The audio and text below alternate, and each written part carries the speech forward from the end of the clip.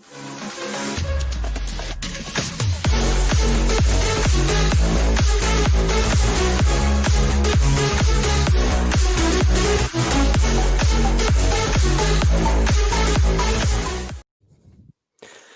evening, everyone. Welcome to the Same Old Arsenal. We've got another Pots preview. We have a North London derby preview, and I have some fantastic guests with me this evening. Joining me, as always, from Same Old Arsenal, it is Lee Judges. How you doing, Lee?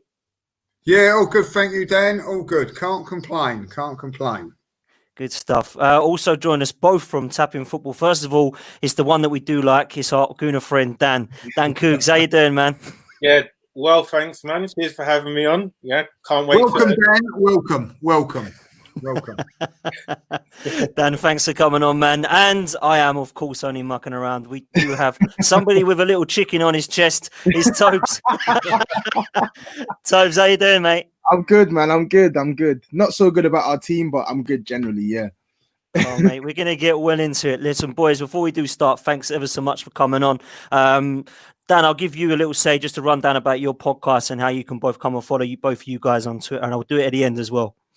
Yeah, sure. Cheers for that, man. We're Tapping Football on all platforms. Make sure you follow us on Twitter, Instagram, Facebook. We're now up on YouTube as well. We've been running some fan forums after each of the match days since lockdowns resumed, or since lockdown's over, I should say. So make sure you follow us to catch us when we're on our next live stream as well.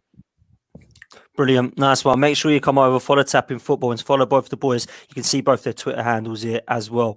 Lee Judges, we'll start with you. Definitely follow one, Dan. We'll definitely follow one of them. Man, this is going to be good fun. Lee, we're going to start with you, man. It's not great circumstances. We know that.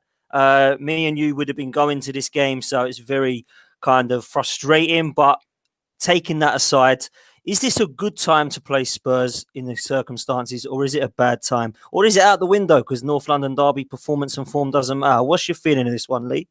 Oh, you just don't know, do you? Just because of all the circumstances surrounding it. You know, I would say about 6-7 weeks ago, you'd probably think, oh, this is not the place to go to. But you know what? This is the game now. I know, this is the game where I'm now starting to miss it. This is the build up of everything. You know, as you know, I come from a Spurs area. Most of a lot of my associates, I ain't going to say mates because they're not this week, but associates are Spurs fans, and there's always that little bit of banter going on. And some of them are going, some are not. But we're not. It's a completely different circumstances. But I will say this: I watched Spurs yesterday, and I couldn't believe how poor they was. Bloody brilliant, but I couldn't believe how poor they were. You know what I mean? So, and all my Spurs mates and all that, at the minute going, same old thing. I've gone into the shop the day where all my mates are Spurs, they do all the Spurs dry cleaning and all that, you're going to beat us 3 or 4, they say that every time. You know what I mean? Just to cover their asses, they say it, you know what I mean? But and you just think If Tottenham play like they do in their last 2 games, because I watched the game against Everton and they was poor in that game as well, by the way. I know they won that game, but they was poor. But there's no way on God's earth they will play as bad as they have done on those last 2 games. Fans or no fans, they will be up for it because it's just the way it is. And that's what makes these North London derbies fantastic. When Arsenal were in the ascendancy and were the team to beat, so to speak, Tottenham always give us one hell of a game, particularly at White Hart Lane. They were tough games. So, and I expect no different. You know what I mean? It's just disappointing we can't be there. But as I said to Toby before we come on here, I do believe this genuinely that Tottenham will regret the day that they got rid of Pochettino. They will regret it. They're not the same sort of team. I was just saying before, when you used to go to White Hart Lane the last few under Pochettino, if you come out of a draw, you'd be very, very pleased. I hated those sort of games. I'd always expect us to get a result at home, but away from home, I hated them at White Hart Lane.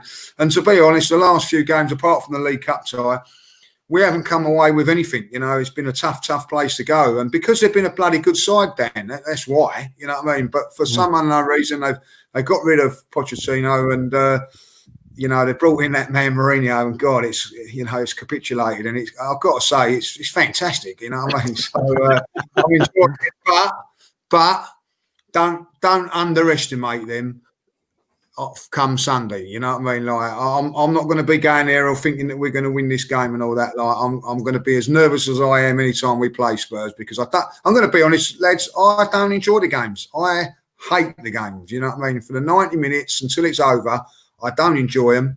So yeah. But look, listen, if we don't feel like we're getting a better chance of winning it the way things are, you know what I mean, then I think we're on the up at the minute, and they're on. You know, we're sort of like an elevator, aren't we? We're sort of, you know, waving them goodbye at the moment. But you know what I mean?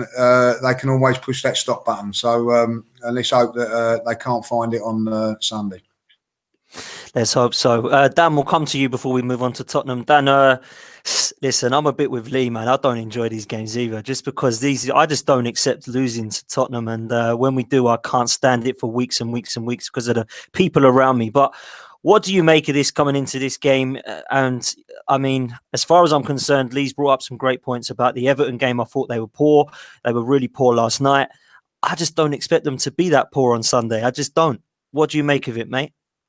Yeah, I think they're all right. I think the players that Spurs have, I don't think that they'll, you know, sort of be as lackluster as they have been in their last two games. I'd just be very surprised if players like Harry Kane, Heung-min Son are like not busting the gut to get into the box and try and score a goal against Arsenal. Both of them love scoring against Arsenal and turning up against Arsenal. So I'd be very, very surprised if their players aren't more up for it, just for pride, if not anything else. Do you know what I mean? And I think, you know, Arsenal really got sort of a mental handicap on when it comes to playing away against some of these bigger sides, because we've seen it before, whether it's a terrible Man United team, you know, at Old Trafford, where we're the heavy favourites to win a match like that, and then they still manage to get something against us. And I've got that sort of fear in the back of my head that the same sort of thing can happen, that, you know, this is one of the worst Spurs teams that we've seen in years. And somehow we might end up not coming away with the 3 points. I think anything other than a win would feel like a loss for me on Sunday, personally, because I've said this to Toby after the game yesterday and against Everton. Like, it's literally been a waste of 90 minutes of my life that I wish I'd spent doing something else instead of watching Tottenham, because those matches have been absolutely dreadful to watch. And if they do play like that again and we don't win, I'll be very, very disappointed. Yeah, man, that's a great point, actually. So we're going to come to you, man. We are going to go into a bit about Arsenal afterwards, but just your thoughts on Sunday and what are you expecting? Are you expecting a Tottenham team to turn up because it's a derby, or are you worried that it's going to be a repeat of Everton and Bournemouth, mate? I'm worried that it's going to be a repeat of Everton and Bournemouth, because for whatever reason, these players, I think ever since the restart, I've not really seen any sort of motivation from these players. It almost seems to me that like they're not playing for the manager anymore, and it's a weird situation to be in, because when you hear them talk on interviews and stuff, they talk as if they're right behind the manager, but it doesn't show on the pitch. And then it's a twofold issue as well, because you have players who are out of form or who are not giving their all, and then you have a manager who is equally out of his depth and he's literally living off his CV. I've been screaming, and I'm going to keep screaming until the cows come home that this guy is finished. I've been saying it for 4 or 5 years now. I said it long before he was even linked to the job. I said it when he was at Man United. I said it when he got the job. I said we're making a huge mistake here. And I just want to echo Lee's thoughts as well. And as long as this guy's going to be our manager, I have no confidence going into any of these sort of like big matches where we're meant to actually be where we're actually meant to stake a claim or do X, Y, and Z. And if you actually look at our big performances this season under Mourinho, we've been terrible. We've been absolutely terrible. Man City, we were awful, but people will say we won that game 2-0. We were terrible. On another day, we could have taken about 5 or 6 goals from Man City. Wolves, again, Jan Vertonghen late header, we won that game, but we were awful again. A lot of people want to look at the results and they're not looking at the performances. And what you're seeing now is the performances catching up to this team. The performances haven't changed. The only thing that changed before was that somehow we were getting this lucky win here and there. We're not getting the luck anymore. VAR went against us against Bournemouth, and it went against us against Sheffield United. And what you're seeing now is these same performances and the rightful result that they deserve. So on Sunday, me personally, I have no confidence in this team. At best, I'm hoping for a draw. I would love for these players to turn up and to actually take the game to Arsenal, because I know you lot are doing well, but by all accounts, this is arguably one of the worst Arsenal sides that we've seen in my lifetime anyway. So you'd think that they should take the game to the opposition, considering we have better attacking players. But as long as this guy's our manager, as long as we have that defense, I have no confidence. But Tobes, do you not think as well that Mourinho's record against Arsenal, is that going to give you any more confidence? Because it's pretty decent. No. Doesn't inspire me with any confidence. He's been schooled by Ole Gunnar Solskjaer this season twice. He's been embarrassed by Frank Lampard twice this season. He's been taken to the cleaners by Chris Wilder. I'm not putting it all on him, but in terms of the managerial approach, how we approach matches, how we attack teams, that is on him. The defense isn't on him, but those elements that I've just mentioned, they're on him, and he's clueless. He's clueless at both those factors. So for me, when you're coming up against a manager who actually has a clear identity in terms of how he wants his team to play, a team who can actually attack us as well, I have no confidence. Fair one, Toby. We're going to get into the reasons why you may not be too confident in a while. I'm going to come to Lee with a couple of questions. First of all, thanks for your kind donation, TD Shifts. Lee, you're on time again, mate. Everyone see you were on time and they're happy with that, mate. Well done. That's it, Lee. Time for the Zoom. I'm on time. Hopefully all the Arsenal players will be on their Zoom meeting on time today, and we'll be able to pick from a full-strength team. That's what I'm hoping for, so that's good. Let's hope so, man. Lee, I'm going to come to you with this one as well. Thanks for your kind donation. Unknown Driller, it's $4.99. Thank you very much. That's a Big Mac, Lee. A Big Mac and chips, mate, for us. I've had a Big Mac today. Thank you very much. So that'll be a freebie. There we go. Lee, do you think Mourinho's great record against Arsenal will mean anything in this game, or will Arsenal be the better team and just win? What do you think, Lee? Right, let's get something straight. Mourinho's had a great record against Arsenal because he's always had the better team. There's always, you know what I mean, like Chelsea were a far better team, going back in the day than us, and that was one of the reasons. He's got a team now, and I'm going to say this now. There's not a lot of difference between both teams. Let's get this right. You know what I mean? We can all start slagging off Spurs and saying they're not very good. Arsenal are not that very good neither. You know what I mean? There is a performance like Brighton in us at any stage, at any time. There's also a performance like against Wolves last week that can be there. The Wolves game, I think, personally, forget about what happened at Leicester and all that because it was at home. I think the Wolves game will give us a lot of confidence going into this game because what it proved is that we can beat a top team away from home. Wolves, by the way, are a top team, if not better or as good as Spurs. You know what I mean? Probably you'd all say at this moment in time, Wolves are probably slightly better than Spurs. So that gives me encouragement. With Mourinho, I don't know, Toby will probably be more knowing this as well, but when I've watched Mourinho on the sideline and all that, it just seems something's not quite right with him. It just seems like he's drained. He doesn't seem like he's got the energy. He's looking like he's always wanting to moan. He's like, dare I say it, and I don't mean this to be disrespectful to Arsene Wenger, but his demeanour looks a little bit like Arsene Wenger in his last sort of hurrah at Arsenal, where he just seemed like he was sort of drained from it all. And I was speaking to a couple of lads today for Spurs fans, and they were saying whatever happens today, tomorrow, and whatever, if Mourinho, if he lasts and whatever, this would be the last time we'll ever see him in England managing. That'd be fantastic if it is. You know what I mean? Because I can't stand it. You know what I mean? So let's hope it is his last time. But I don't think the record goes anything different to what it is there. Listen, I categorically say it now, he will be up for this game tomorrow, Mourinho. And I'm going to be honest with Toby now, and any Spurs fan that's listening to this, look at it very, very carefully, because I think it will definitely tell you at the end of the game whether Mourinho's in it for the long haul or not, whether the players are really up for him or not, because he will want to beat Arsenal because he hates Arsenal for whatever reason, whatever. Now, if they put in two performances like they did in the last game against Arsenal, then you can say that he's on his last rights. And I mean that sincerely. This is a massive game for him. And so it'd be interesting to see how that goes there.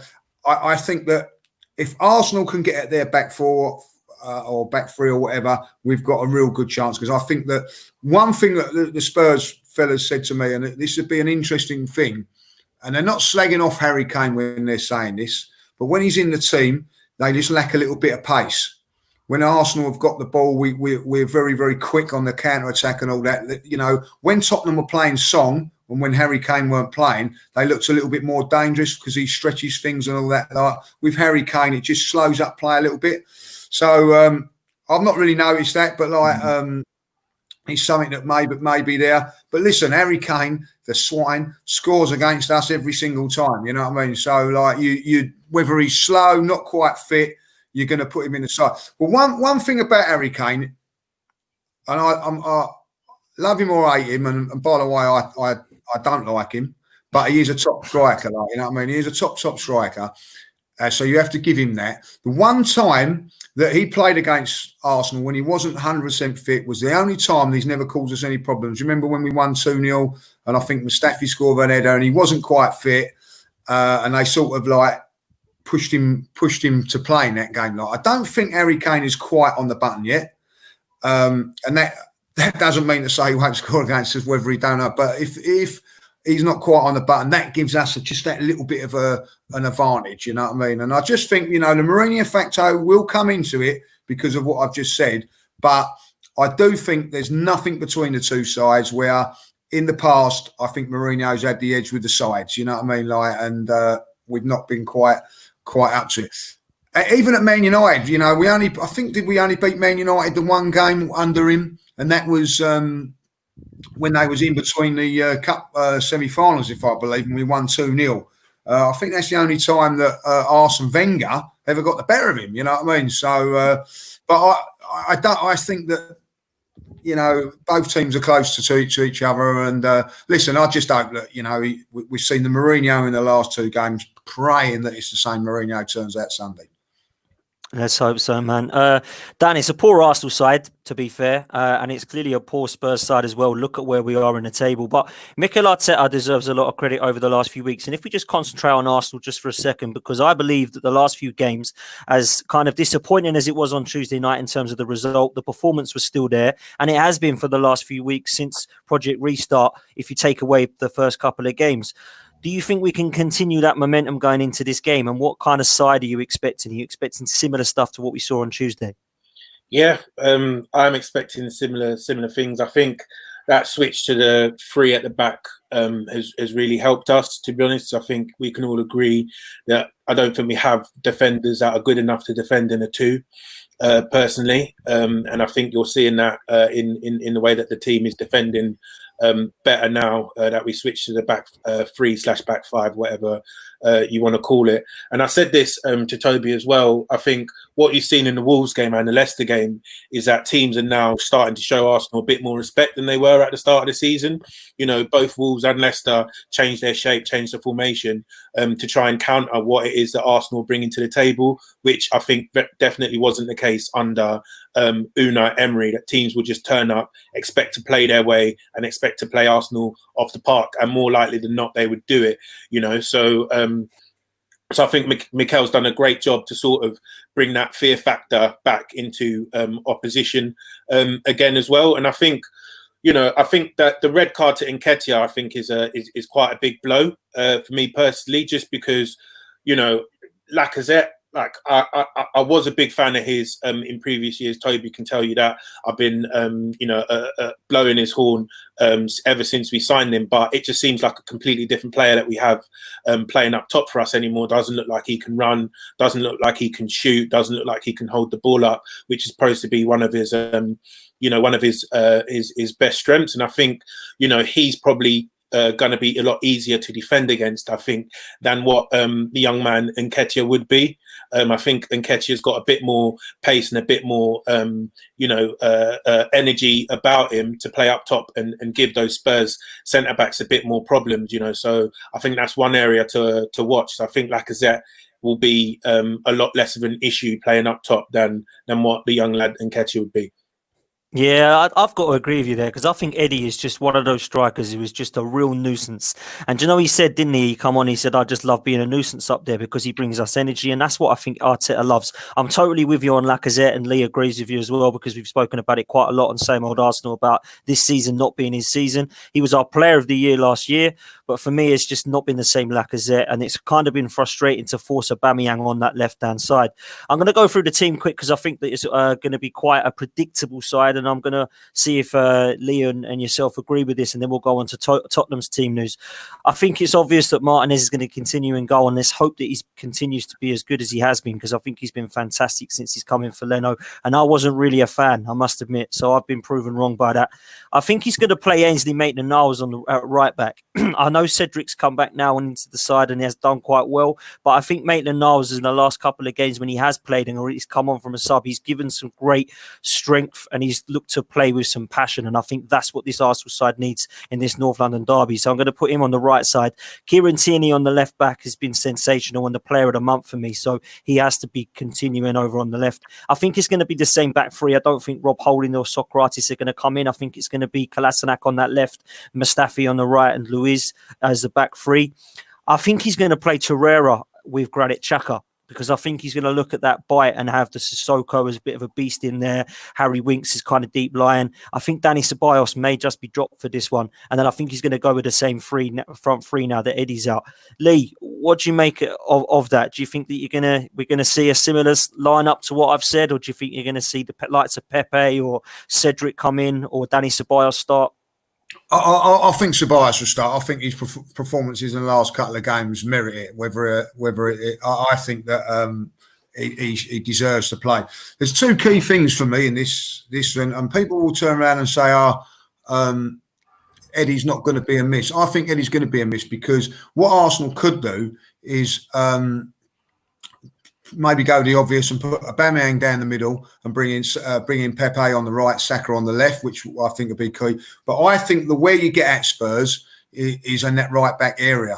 And one of Spurs' most poignant attacking play is coming from down the right-hand side as well. If you've got Aubameyang playing out there, it may just get Spurs thinking, do I go, do I not go, and get them into no man's land. If we go with Saka there, listen, it can cause a few problems, but I think that we're going to miss Eddie's little running and just trying to, because I think at the end of the day, Spurs' defence is and two central defenders, whoever they play, when the ball's in front of them, they can defend like someone like Lacazette. I think they're fine, but I think someone with movement and pace that just unsettle them a little bit. So I feel that Lacazette will play into their hands a little bit, and I'm not having a go at Lacazette with this. And I just feel that maybe Arteta will look at it and go, do you know what? I need those central defenders being moved around a little bit, and that may bring Aubameyang down the middle. I do think that Ceballos will play in midfield. I've also got to say what we've got a slight advantage is that Spurs have had 3 games. They'll be their 3rd game in 6 days. You know what I mean? So, and I feel that on last night's game, I'm pretty sure he left Song out with a little mind of this game here because he's going to do a lot of running, a lot of work. He had to bring him on at half time because things weren't going well. So I feel that might just be we're a little bit fresher. We've had 4 or 5 days off now, so we'll be a nice and fresh here. I would like to see him go with Maitland-Niles right back, but I just got a feeling they're going to go for the experience of Bellerin if Cedric's not fit. That's what I feel that he will probably go with, which is unfair on Maitland-Niles as far as I'm concerned. But I think like the mentality, the coaching of it all there. I honestly think that the tactic of Arteta is get in front and then maybe take Ceballos off and then bring on Torreira to just stiffen it up there. That's how I would go. I think that up front is going to be a very, very key thing for Spurs. When Toby come in, who do they bring? Do they bring back Sanchez, who's got a little bit more pace, or do they go with those 2 more experienced players, but they're not quite as quick? So I think I think the team's come about 3:30. I'm going to be very interested, not just what Arsenal are going to be playing, but also what Spurs are going to be playing. It will tell us a big deal. Yeah, I quite agree. I think the team news is going to be interesting. Toby, I'm going to ask you about the team news for Spurs, but before I do, one player we all know that is not going to be available is our friend Eric Dyer. What did you make of the incident itself, and what did you make of the 4-match ban? Is it okay? Is it acceptable? What do you make of it? Just quickly, Tobes. I think the incident was inappropriate. Of course, I know. Obviously, I think it just makes it stupid that one of our fans has inadvertently got this guy suspended for a derby. So I think what he did was inappropriate, because when you actually look at it in black and white, like, it's quite mad that a footballer like literally vacates the pitch, climbs up like a couple rows to confront a fan. So I can see why they fined him, but I'll say Dan will know that I've been disputing this all week. I think a 4-match ban was ridiculous for that. I think a 4-match ban and a 40k fine was a joke for something like that. I think max 2-match suspension, and even if you're going to fine him 4 games and a 40k fine, why is it taking so long? This happened back in February? I think it was end of February or early March. Why is it taking so long? Why have you waited 4 or 5 games in to give out this punishment? I just think the FA generally, I've got a massive beef with FA because I think they're incompetent and they're just so inconsistent. They've got this weird thing where they'll ignore certain situations, but they'll clamp down harder on certain situations as well. And it just, there's no parity at all. There's no consistency. Yeah, listen, I don't like Eric Dyer. You know, I don't like Eric Dyer and I don't like Dele Alli, but listen, that was a crazy situation and a crazy fine for me. I think that's a bit harsh. I mean, he was only going to get Eric Lamella's penalty ball back, wasn't he? Do you know what I mean? Anyway.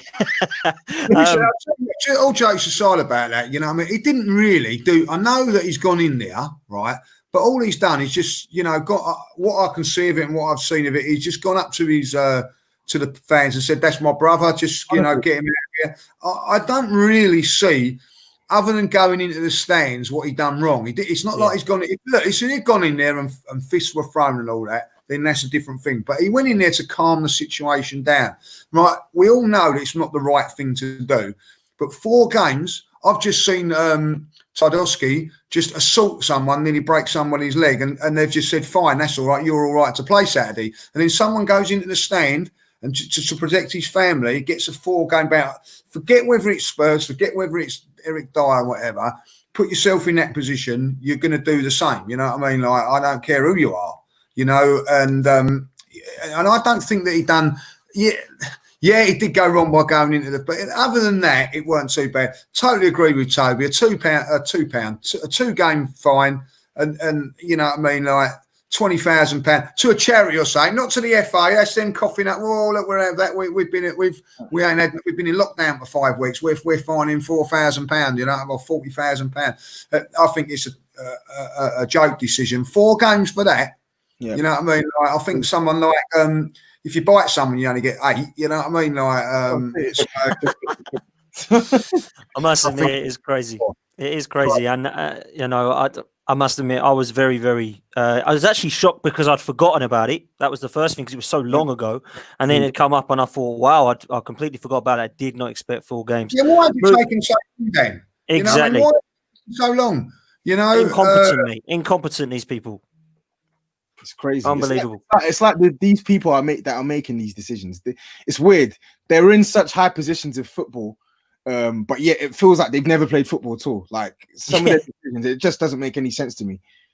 I'm totally with you, man. Totally with you. But anyway, moving on, the players that are available. Toby, what are you expecting from Jose Mourinho in terms of team selection on Sunday, mate? He'll play. So obviously, goalkeeper remains unchanged. Whether you lot, I don't know what you lot's opinions are on Lloris, but I still think a lot of Spurs fans don't agree with me. But I still think he's a good keeper, and he's certainly better than any other option we have. Michel Vorm is crap, and Gazaniga is not that great, to be honest. So he'll start, and of course, the much maligned Serge Aurier, he's going to have to start on the basis that we don't have any other right back. So he's going to have to play. He's played every single game for us this season. And he's not good as well. So you have a player who's not already good when he's 100% fit. So now you're going to have a player who's not very good, maybe operating at probably 50% capacity with Aubameyang on that left-hand side. It spells trouble for me. I think you're going to see Davinson Sanchez come back into the team, and you're going to see him play on the right side of that centre back pairing, because for the reasons I just mentioned now, Aubameyang's probably going to play on the left hand side, and you want someone of Sanchez's sort of characteristics to be on that right hand side to sort of match him for the physicality and the pace. I think you're going to see Alderweireld stay as well. He will stay back into the team. I think with him coming back into the side, we've kept 2 clean sheets. I know we haven't played well, but that's something that the manager's going to look at and say, you know what, I can't change you now, especially for a derby as well. And plus, him and Jan Vertonghen are our most experienced defenders, so he will play. Left back. Any chance of Skip coming in there? Any chance of Skip coming in? No chance. Not for a derby. Left back, he'll probably go with Ben Davies, but if I'm being honest, I would honestly rather Jan Vertonghen play. I would like Jan Vertonghen is finished, but I'd rather Jan Vertonghen or Sessegnon play over Ben Davies, because I just think Ben Davies, he's absolutely finished. He's not good enough. And I think Bukayo Saka, if he plays on that right hand side, I think he's gonna have a lot of fun with Ben Davies. Midfield, my preferred midfield 3, I've been screaming it for the past couple of months, would be Sissoko sitting with Ndombele slightly ahead of him, and then Lo Celso as the furthest forward. But knowing our manager, that's not going to be the case. He's going to start with Harry Winks and Sissoko again, and he's going to start with Lo Celso. So it's going to be the same midfield trio that's played since West Ham, I think. So either West Ham or Sheffield United. So Harry Winks played 90 minutes on Tuesday. Sissoko played around 80-something minutes on, or I think it's like Tuesday, Wednesday, whenever it was. So he's not going to play our 2 most creative midfielders together, which is going to annoy me. We're going to struggle to penetrate Arsenal, and we're going to struggle to actually create cohesive attacking patterns. But that's going to be the midfield 3. So he's going to go with Harry Winks, Sissoko sitting, and then Lo Celso as the most advanced. And then out wide, I think it sort of picks itself. He's going to play with Lucas. He's going to play Lucas Moura. We've seen that this manager doesn't go off form. He goes off whatever he prefers, even though it doesn't work. So he's going to play Lucas Moura, even though the guy hasn't scored a single Premier League goal in 2020. You've done it now, mate. You've done it now. That's going to happen on Sunday. It's true. I would love for it. I'd love for him to prove you wrong, but he's done nothing in 2020. So he's going to start, and I think Son obviously on the left, and then Harry Kane up top.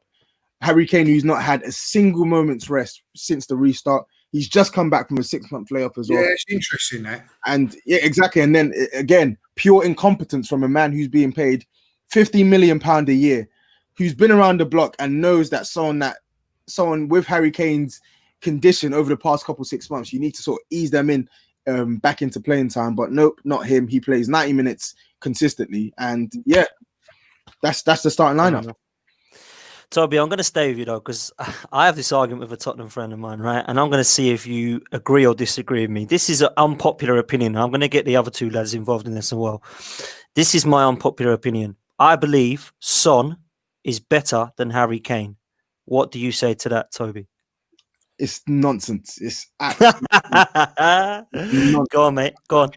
I think it's nonsense, and I think it's recency bias, because obviously last year when Harry Kane was injured, Sonny stepped up. This season when Harry Kane's injured, Sonny stepped up again in sort of like that January, sort of February period.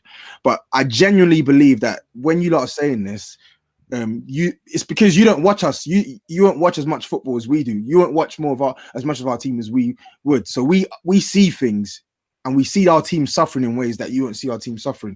You will look at like Man City, for instance. We won 2-0. Sonny scored the second goal. You say, oh, fantastic. Son stepping up for Spurs again, and they win, clean sheet, red-tear. But Son and Harry Kane, the qualities that they offer us, completely different. Without Harry Kane in our team, we instantly lose our best possible goal threat. We lose creativity as well, because we're not getting it from midfield. He's someone who can drop deep, who can play a couple nice, cute passes, whether it's short, whether it's long, and we just lose a presence up top. There's been so many matches this season when Sonny's played as that lone striker, and it's been horrible, because he's not someone who can play with his back to goal. He's someone who likes to get the ball and run at a defender, and he can't do that playing centrally. I've said a million times now that I'm now at a point where we just need to get this backup striker in, because me personally, I prefer Sonny playing off the left with Harry Kane up top as opposed to Son playing through the middle. And another thing that a lot of people don't realize as well is that Sonny has not been that good this year. The numbers have been fantastic. Well, I say fantastic. Numbers have been good, and in terms of goals and assists, but in terms of his actual influence in a match, he's not been at his best. You see him since the restart. He's been poor. He's been poor literally in all of our games. And that performance, it's not uncommon for Son this season. We've seen it. We saw it at the start of the season. We even saw it when he was scoring. He'd score, but he'd do nothing else for the rest of the game. So I just think when it comes to Harry Kane and when it comes to Son Heung-min, there is only one world-class player in our team.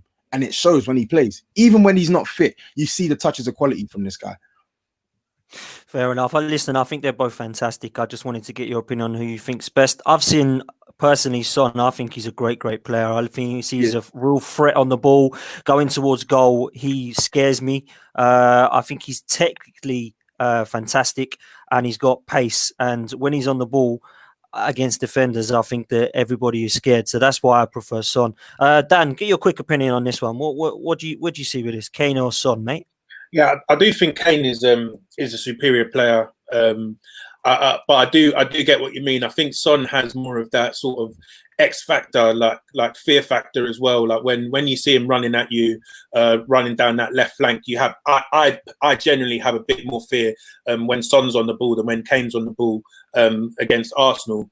But what I would say is that Spurs team, I think, functions a lot better when Harry Kane is in there, like in terms of their actual overall performances. And I think last season, especially, they managed to scrape a few results when Kane was injured, and their form seemed to be better when Kane was out of the team. And that sort of misled people a little bit into thinking that they were better without Kane. But for me, in watching a lot of those matches that they did win, I can remember the Leicester game where they were absolutely pummeled, but Son came up with a winner at the end, and people said, this is just another sign that Spurs are better without Kane and with Son leading the line. But in terms of that performance, like 9 times out of 10, they would probably lose that match. But Leicester just didn't have their shooting boots on. But I think both of them. I think Kane is actually a world-class striker, and I think Son is just below that world-class bracket. Like if he had consistency a bit more, then I think you could easily say that that he's a world-class winger / wide forward, whatever you want to call him. But I don't think he's quite at that level as Harry Kane. Dan's been listening to me too much. Dan's been listening to me. Everything he's said is literally what I've told him. Everything.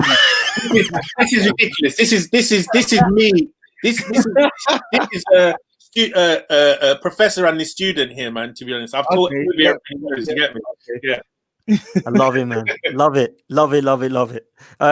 Lee, have your answer on Kane or Son, man. I've got a little different perspective on this. This is just from me out.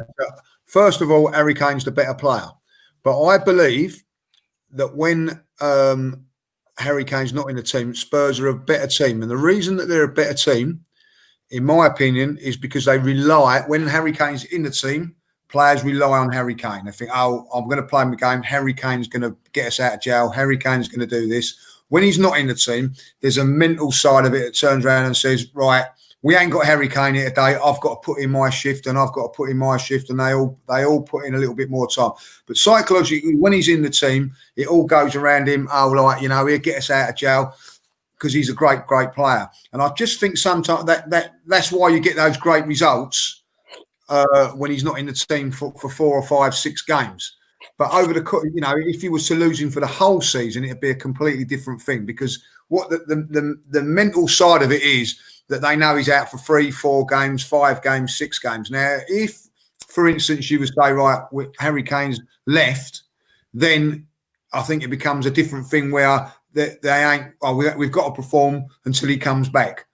You know what I mean? Sort of mentality. So when people turn around and go, if we can afford to sell Harry Kane because we still do this, I don't believe that, because I think that they can do it for 4 or 5 games. It's all in the head. But I think if Tottenham were to say, right, we're going to sell Harry Kane, and then just rely on, say, Song, I think then after 5, 6 games, people will go, God, don't we miss Harry Kane? You know what I mean? Where for those 5 or 6 games, when he's not played, they go, we haven't missed Harry Kane. And I think that's where it comes in. But for me, I'm with you guys. Harry Kane. Listen, why do Arsenal fans hate Harry Kane? Because he's shit. They hate him because he's good and he always scores against us. That's the only reason. Listen, I'm not saying Harry Kane's dreadful. I'm just saying I prefer Son. Harry Kane's quality. Don't get me wrong. Do we hate Ben Davis? No. Why? Man, I'm not saying. Ali, Song, they're the three main guys at Tottenham. We hate them because they can all hurt Arsenal, and that's as simple as it. Simple fact. I think it's a great one. Before we go to some predictions, I've just got some questions I want to ask the three of you. We'll go around. Lee, we'll start with you, seeing as we're with you. If you're a manager of, say, anyone, doesn't have to be Arsenal, and I say to you, you've got one striker that you can sign, Harry Kane or Aubameyang. Who are you signing? Harry Kane because he's younger. That's it. Okay. Dan, what about yourself? Other than that, there's no difference between, you know what I mean? Like, I love Aubameyang, but Harry Kane, he's an Arsenal supporter, by the way, Toby. Let's get that straight. He was 9 years old. Listen, that's a bit hard because I don't think if you're saying, you know, Aubameyang, the only reason that I would trade Aubameyang for anybody is the age thing, nothing else. You know what I mean? I think so let's make it different then. Who's better, Harry Kane or Aubameyang? That's a better question. You know, it's the same answer. You know what? I'm gonna say, I think as far as goal scorers concerned, I think there's no difference. But I just think that Harry Kane's hold-up play and all-round play is slightly stronger than Aubameyang's, if I'll be honest. So I would say, as painful as it is, probably Harry Kane. Danny, you going to agree with that, mate? Yeah, I would agree. I would agree with that 100%. I think one thing as well that has to be factored in is obviously the injury record. Aubameyang can probably play 38 games a season, and he would have played 38 games for us this year if not for that 3-match ban. And you really can't say the same for Harry Kane. So if not for Kane's injuries, I would pick Kane. But I'm not sure that he can play, you know, sort of 30 to 35 games up top anymore.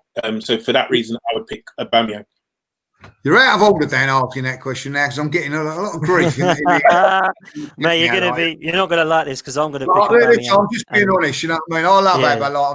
Really, you know, I'm just saying that. But come on, Harry Kane is a top player. Whether he plays for Tottenham or Arsenal or whatever, he is a top player. And I hate him. I don't want him at Arsenal. You know what I mean? If he come available, I wouldn't want him because I don't, you know, I detest the man. But at the end of the day, you have to say, I'm just trying to be honest. Yeah, the only reason I'm gonna go Aubameyang is just for the pure fact that the stats don't lie, and the last few seasons, not just at Arsenal, at Dortmund as well, he's been up there with the elite strikers in the Lewandowskis and the Messis and Ronaldos in terms of, I think there's only him and 3 other players, and I think it is those 3 that have scored 20 goals for their club consistently for the last 3 seasons. So when you look at goals, Aubameyang's the man. If you look at an all-round striker, Harry Kane has some of the attributes that Aubameyang doesn't in terms of his hold-up play, bringing other players into play. He's more of a kind of old-school centre-forward, I would say. Tobes, you're obviously going to say Harry Kane. I'll let you have your little argument, mate. Go for it. Yeah, because you made a point just now, and I've seen the point in the comments as well that Aubameyang is a better goal scorer. I'm not even sure that's true. I think Aubameyang has much better movement than Harry Kane, so he can, even when your team's not able to generate loads and loads of clear-cut chances, I think his movement allows you lot to be in a position where he can score more goals. I think his movement's better, but in terms of finishing, I don't think he's a better finisher than Harry Kane. I think Harry Kane's weaker foot is better than Aubameyang's. I think Harry Kane is a better finisher inside the box. I think Harry Kane's a better shooter outside the box with both feet. And like you said, the hold-up play is just the added bonus as well. Harry Kane, better brain, better vision, better everything. Really and truly, Aubameyang only beats this guy in terms of pace, fitness, i.e. not getting injured, and movement. So for me personally, I think Harry Kane is the better all-round player, and I think Harry Kane is just as good at goal scoring, if not better. Listen, you backed your guy and you fought your corner well, man, and I respect you for that. Listen, they're both great strikers. I don't think anyone on this podcast can say they're not. They're both proven that year in, year out. They're both going to be the danger men on Sunday. I think Tottenham will hold their hands up and say, and they have already, Tobes, that you're worried about Aubameyang running or Aurier. Listen, I'm worried about Mustafi pulling Harry Kane like he always does and giving away a penalty. Trust me, because that is probably... Harry Kane needs to be in the box for that, or better yet, we need to fashion chances for Kane in the box. And as you've seen since the restart, that's hard to come by. So you never know. You know who's going to be better than Harry Kane, right? And Aubameyang, and Harry Kane better be watching over his shoulder in the England team as well. Like, you know what I mean? Is Mason Greenwood? This kid's the real deal. You know what I mean? So I think that Harry Kane's got about 3 more years to try and get as many goals as he can, because this kid, I think, is going to be the next big thing after what I see of him last night and the last couple of games. I'm really impressed with him, like, you know what I mean. But as far as I'm concerned, Harry Kane's the main guy at the moment. But I'm liking what I'm seeing. I don't, because he plays for Man United, but he looks a top player. Yeah, I must admit, Mason Greenwood does look special. And to be fair, England, we should be happy. We've got some great players coming through that are all playing first-team football at the moment and doing very, very well at it. And Mason Greenwood is the most two-footed player, English player, I think I've seen of recent years as that young. He looks absolutely superbly, really comfortable on the ball. But we're not talking about Man United players. We're talking about Arsenal, Spurs. Harry Kane, just trying to throw it a little bit. Yeah, no, it's cool, man. It's cool. Let's get some predictions off you boys. Dan, we'll start with you. What are you going for on Sunday, mate? Go on, be honest. What are you going for? I'm going to say 2-0. I think we'll press them early, get 2 early goals, and then after half time, sit back and ask them to break us down. I don't think they'll be able to do that. So I'm going to say 2-0, routine victory. Man, I hope you are right. Lead judges, what do you reckon, mate? Well, my predictions, I've been going 2-2 lately, and been getting them wrong, and we've been winning. So 2-2. You're going to go for 2-2. Tobes, what do you reckon, man? I was on Arsenal Fan TV the other day, and I went for 2-2. I'm not so sure if I'm going to go for the draw again after seeing yesterday's performance, but you know what? I'm sticking with a 2-2. I think Dan's quite overly confident that they're going to come and keep a clean sheet. I know that they're not going to play. Look, those last 2 games, forget it. Yeah, they're not going to play like that. That's what I'm trying to say. I expect some sort. Me personally, I expect some sort of reaction from those players. And in the absence of a plan from our manager, we still have the superior attacking play. So I'm expecting at least one of them to find the target against Arsenal. So whether we win or lose, I think a clean sheet is crazy presumptuous. Okay, fair one. Listen, I think this game is going to be extremely cagey. I don't think it's going to be as free-flowing as people expect. I don't think Arsenal are going to be able to get their front three working as well as they were in the first half against Leicester on Tuesday night. And I believe it is going to be a 1-1 score draw. I don't think either team are going to come away from this game fantastically happy. I think it's going to be kind of the table does not lie. And I don't think the table is going to shift much after Sunday. I think it's going to be literally a 1-1 draw. Both teams are going to be pretty disappointed because both teams are kind of there for the taking. Tottenham more than Arsenal, yeah, but like Toby said early on, this is a poor Arsenal side, let's not forget. Just because we beat Norwich 4-0 when we managed to get a nice win at Wolves does not mean we're going to go and beat Spurs 4-0. And there are some fans that get really excited because the way Tottenham are playing and it's 4 or 5s. No, forget that. It is not going to be that. I believe it's going to be a cagey 1-1. Boys, I've put something together which is a bit of a kind of hardship, and I wanted to have a good debate and discussion about it for the next few minutes because I've put together a kind of team that I think has been best for this season on form, and I've left the midfield out because I want to discuss the midfield because over the years, Arsenal and Spurs have had some great midfielders, but of late, it has been poor. If you look at the goals that Arsenal and Spurs are scoring from midfield, it's been really, really poor. Now, I think we can all probably agree over the last 49 minutes that we're running that Harry Kane, Aubameyang and Son make a perfect front three. I don't think that Pepe or any of the other guys can really get, or Lacazette or any others can really get in front of them 3 players. Okay. Now, what I've done at the back is I've put Saka at left back, just for the pure fact that he's been fantastic this season. Ben Davies and I don't rate. Danny Rose has gone to Newcastle. Personally, I'm not so sure that Tierney has played enough football to give him the space there, but I do think he is a fantastic left back. But just because of his injuries and how good Saka has been, I've put him at left back. Right back, I actually put Ainsley Maitland-Niles in just because I think Bellerin's been poor, Cedric's hardly played, and Aurier has just been dire, absolutely dire. I had to pause there. How is Maitland-Niles ahead of Aurier? Maitland-Niles has been worse than Aurier this season. What? No.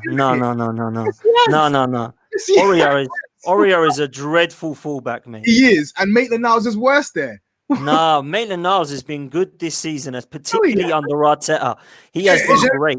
Everybody else, the whole lot that and it's bad because I tell you what, I wouldn't go along with that with Maitland-Niles, but I don't think our area's been that good neither. Ain't there someone else we can fit in? Someone else. Exactly. Who is there? Before go right back, because I don't even think it's worth arguing who's been worse. Do you remember the derby, the 2-2? What did I say to you before the game about Maitland-Niles starting? I said if we're smart, we need to target that right hand side because I have no confidence in him at right back. Yeah. I think what I would say is though I think Maitland-Niles has had more good performances, if that makes sense, than Serge Aurier. Like, even if overall he's not been that great, I can name like at least 5 or 6 games where I thought, wow, he was really good. But, you know, we're saying that, and he's not really guaranteed of starting a game at right back or wing back for us. So this is what I mean. You know, this is up for debate. And if Aurier is a better right back than Maitland-Niles, fair one. But I don't see it personally. He definitely is. Aurier, I don't rate Aurier, but he definitely is a better right back than Maitland-Niles. 100%. He has played for most of the season. I would have to put him in there if I'll be honest, because like Maitland-Niles has played half the games, then Bellerin has, and then Cedric's come in. We haven't really had anybody that can really I think I think right back's been a poor position for both teams, to be fair, and it was a tough one. You know what I mean? Maybe put in there, like, you know what I mean? Maybe we can put him there. Well, listen, let's hand this over to you for defenders, boys, because I don't want any of ours going in there. Trust me, they are absolutely shockingly bad defenders.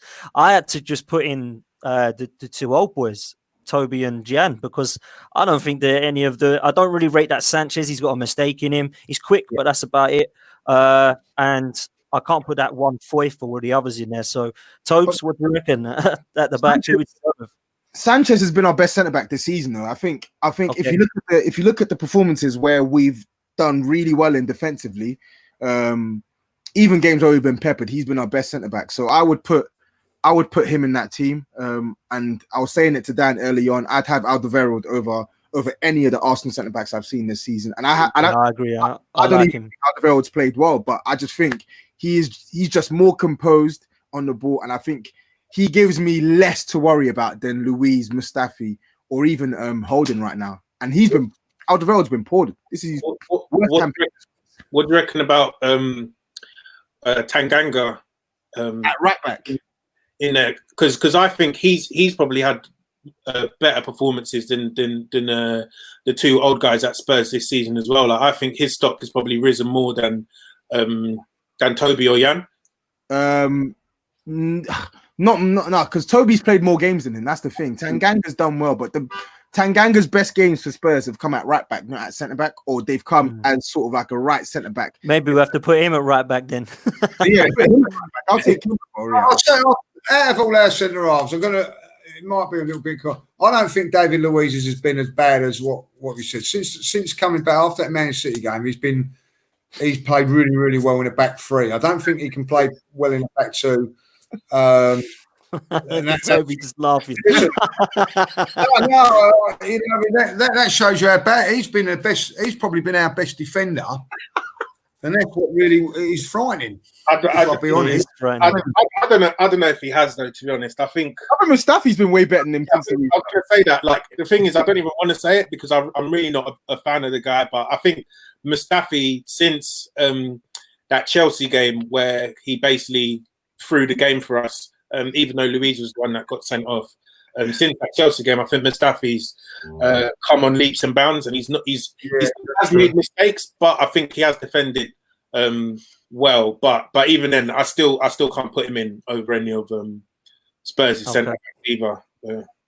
I'm gonna have to say then we'll go with Saka at left. We'll go with that Tanganga. Is that his name? Right, and then we'll go with Sanchez and Alderweireld. I think. Listen, Alderweireld for me has been fantastic. We are struggling, boys. Trust me. I was trying to put this together, thinking they are some dreadful players. They really are some dreadful players. He said that's exactly why we are where we are. Stacked defense. Yeah, of course, and you're right, mate. And you know, Sanchez and Alderweireld is the best two centre halves that we can get in the whole of the two combined sides. Jesus. So again, Tottenham's defensive record away from home is shocking. You know what I mean? I don't at home is shocking as well. Huh? I reckon at home shocking as well. We've this is where we're struggling, isn't it?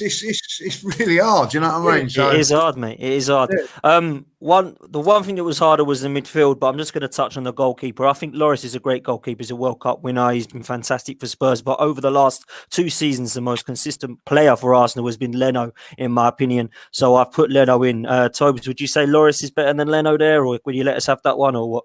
No, I'll let you have that one for this season. I think last year, in my opinion, as good as Leno was, I think Lloris was better than Leno last year.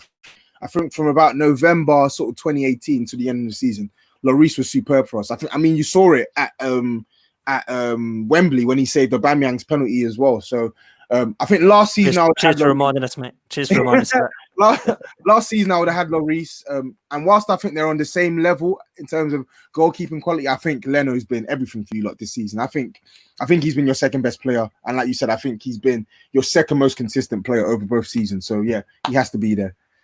I will say this about him. He's come back well from injury. He had a bad injury at the beginning of the season when he broke his elbow. Was it at Brighton? I think, if I remember rightly. Yeah. Bad injury. And he's come back and a good shot stopper. So, but I agree with that. Leno, this season, you know what I mean? I can't believe I'm agreeing with a Spurs fan, but like this season, Leno has been quite outstanding, like, you know. Yeah. He has been, without a doubt. Now, boys, we come to the midfield, man, and this is, I don't even know where to start. Granit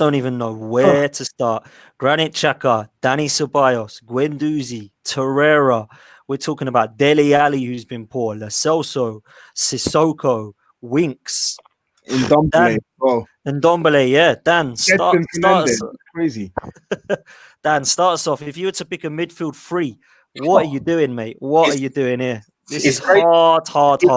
It's crazy because if I had to pick Arsenal's best centre midfielder this season, and I told you that I would say Granit Xhaka, like back in November when he was sort of banned from the team, swearing at the fans, like, you know, chucking the armband on the floor or whatnot, you'd have called me crazy. But I generally think he's been our best centre midfielder this season, especially under Arteta as well. Like, I look at some of the other guys, Torreira, I don't really know what's happened to him this season. I don't think he's been helped by, you know, Emery playing him as number 10 and then as a number 8 or wherever he was. And then he's not really played that much under Arteta either. Ceballos has gone missing for large chunks of this season as well. He looked promising at the start and he's looked promising in the last few games. But I think for maybe about 4, 5, 6 months of the season, we weren't even sure, you know, what he was bringing to the table. So I think Granit Xhaka has to be there from our side, just in terms of the performances that he's given us under Arteta. I don't think you can say he's put a foot wrong at all, and he's giving you at least a 6 or 7 out of 10 most weeks. It's hard for me to admit that, mate, as well, because I can't stand the guy, but he has been great. He has been great, Granit Xhaka. So Xhaka comes in, and then what do we do? Because I'm looking... I'll hand over to Toby on that, because I generally don't know what Spurs midfielders have had a good season. I mean, for me, it's listen. If I had to pick 3, I'd go with Xhaka, Lo Celso, and Sissoko, I think. But Tobes, help me out, man. If I had to pick a 3, I think just because of preference and just because I know what he's capable of, because I saw him flop in the derby as well this season as well, I wouldn't have Xhaka in that team. I know he's played well. I know he's been your best midfielder over the past couple of months or whatnot, but I just don't want him in my team. So I wouldn't have him in my team. I think for me, the only player who I can say without a doubt should be in that team is Lo Celso. I think Lo Celso has been our best midfielder this season.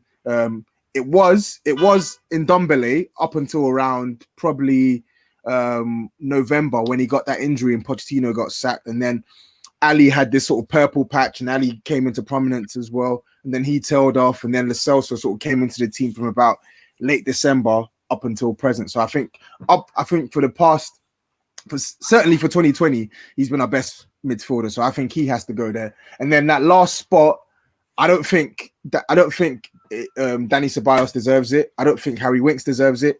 Sissoko hasn't played; he's missed half the season, so I don't think I can put him there. I'm definitely not putting Guendouzi there because I think he's overrated. I think he's got talent, but I think he's massively overrated, and I think he went missing for like at least a good couple months. So I'd have to choose between Ali or Ndombele, and for me personally, technically, in that midfield three, I'd go with Ndombele. So that just say it. So who are your midfield three then? Go on then. Yeah, I've literally just picked it. It's just all Spurs. I've gone Sissoko at the base, Ndombele right next to him, and Giovanni Lo Celso slightly ahead of him. Okay, Lee Judges, what would you do? 3 midfielders to pick, and they're all poor. Do you know what? You know, they've all done bits all through the season. If you look at current form now, Danny Ceballos will walk into the midfield. Yeah. He's been absolutely down, but he's only done it for 3 or 4 games. You know what I mean? The Celso started off slowly and has got into it the last few games and played well. I think Harry Winks comes in and out of the team. When he's been in and out of the Spurs team, he's done okay. I think he's a little bit underrated, if I'll be honest. Goes under the radar a little bit, like, you know, if I'll be honest. Listen, he's not my ideal player, but I'm just trying to, like, you know, a case for everybody there. Sissoko, I think's been consistent, so I'm going to go for the consistency of the 2 players. So Xhaka, for me, has been over the whole season, has probably been the most consistent, and I will go with Sissoko as well. So and it's a real tough, you know, Dele Alli, you know, at that spell when Mourinho first came in, when he was brilliant, you know, for 5 or 6 games, you could counter-attack that with Ceballos, who's been brilliant in the last few games. Guendouzi's had good games as bad games, as Toby said. You know what I mean? So can't we put an extra striker in? You know what I mean? And just have like 2, you know what I mean? And perhaps play somebody else, you know what I mean? I don't know, you know. I probably would say over the season, I would just say that the Celso just nicks it over Ceballos at the moment. I think Ceballos, by the way, has been absolutely outstanding in the last few games. Yeah, but I just think for consistency over, you know, the whole season, I would say Sissoko, Xhaka, and Lo Celso would be the 3. Like, you know what I mean? All the others have done little bits, and that is why, guys, we are 10th in the league, because we can't pick a decent midfield and a decent defence out of both teams, and that is a fact. You know what I mean? Like, we can't do it. You know what I mean? Like, you know, there's arguments for every single one of them being left out, and that's where you're at. You know what I mean? Like, basically, if you're going to go and try and win a title or challenge for the top 4, none of them are going to be any good. You know what I mean? And you know, this is both our midfields, and that's why we're struggling. Like, you know what I mean? But the best out of a bad bunch of them 3 for me. See, I think that. Sorry, on, Toby. I was going to say. See, Lee, I actually disagree with what I agree and I disagree with some of your points, because I think for us, we have in Lo Celso and Ndombele. I know Lo Celso didn't play early on, and I know Ndombele's been out of the team since Mourinho's there. But I actually think you have 2 midfielders there who could make the step up if you were challenging for a title or challenging for a top 4. Look, 6 stones with third in first. You know what I mean? Like, he's been going. What has he been doing in lockdown in Ndombele? You know what I mean? They didn't have a pair of shots to feed him yesterday. It was embarrassing. Wait, what? Come on. What? I thought it was like an heavy boxer going out there at one stage. Have you seen his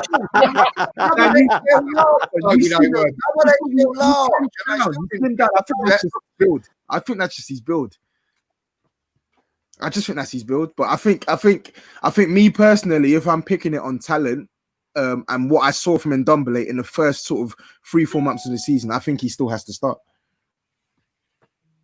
Yeah, listen, I've not seen enough of him. Like, you know, if you're saying the first 3 or 4 months of the season, then you know it's a thing. But like what I'm saying over the whole, I watched him yesterday and I thought he was embarrassing. I'm going to have to say, like, you know what I mean? I thought he. Wow.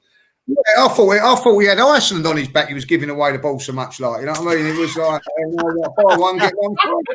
You know what I mean? Like, I've never seen a player give away the ball so much. But you know, trying things because he's the only one in our team who wanted to try things in that midfield. That's why. Yeah, well, I'll give you that. But at the end of the day, he's made it clear that he don't want to play under Mourinho, didn't he? Or he don't want to play for Spurs. One of the two, like, you know what I mean? And you know, I think that's a problem. That is a problem. You know what I mean? Yeah, like, it looks that way. But it looks that way. Were you saying that he wasn't overweight yesterday then, Toby? Are you actually saying that? Like, they've had to go and get 2 pairs of shorts and sew them together. I know. I'm saying that I don't think he's that overweight, in my opinion. But maybe I'm just being biased. Yeah. Mate, don't wear those glasses. You start saying silly things when you wear those glasses. Trust me. No, I'm joking. Boys, we have a team. We have Leno in goal. We have Tanganga at right back. We have Saka at left back. We have Alderweireld and Sanchez in the middle. Lo Celso, Sissoko and Xhaka as a midfield three. Oh, that's a dreadful midfield three. And then we've got Kane, Son and Aubameyang up top. Bit of fun to end it. Boys, thank you so much. Honestly, it's been a good laugh. It's been good banner. All in good jest. And I've enjoyed it. Dan, thank you very much for coming on, mate. Of course. Cheers, Dan. Pleasure. Thanks, mate. Lee, thank you for coming on again, mate. No, I loved it. Really enjoyed that. Good conversation. Good bit of banner. And Toby, mate, you've been an absolute star. I know it's never easy coming on with 3 Gooners, mate. Top man. You've been great stuff, man. Good fun. Have a shitty weekend. I hope you do as well, mate. Toby, thank you very much, mate. Boys, it's been a pleasure. And thanks to everyone in the chat as well. Over 220 of you at one stage watching live. Thank you very much. Superb stuff. Please come and give us a follow at Same Mold AFC in capitals on Twitter. And there's our Twitter handles for each of us as well. Please come and give us a follow. And we will speak to you very, very soon. Only one thing left to say. Up the Arsenal. Cheers.